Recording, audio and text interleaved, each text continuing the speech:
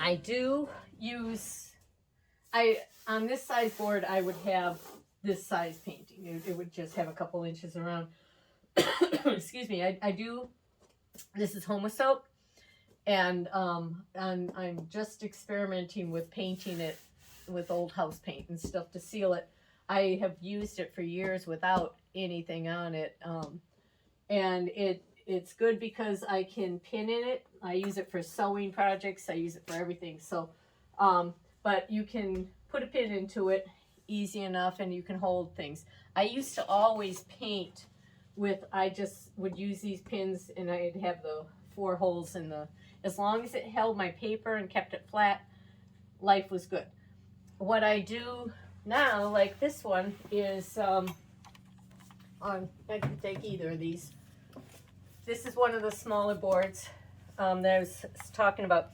I've wet this paper on, this is in process. It's not a completed, but see, I'm making myself do color studies now.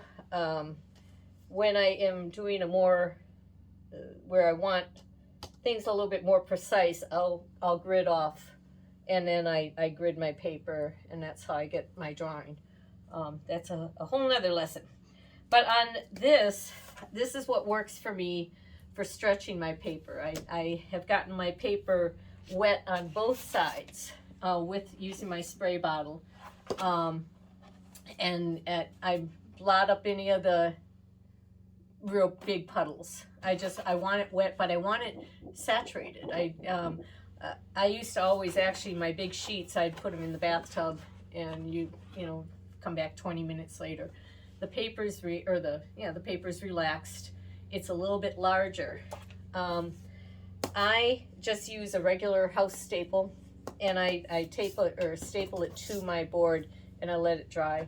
And so now I've got a nice tight image, and this has been wetted and dried and wet and dry many times. Same thing with this guy, but he's nice and flat. So when I go to frame him, he's going to be fine. But if I allow the curliness to happen, sometimes that might pick up into, I might not be able to get that out. But if anything, I might just take a little bit of mist. Oops. Did I just whoa! I might take a little bit of a mist and just to dampen it lightly, and then stack it down with some books. I'm not going to do it on my finished piece because I might get the painting to start moving.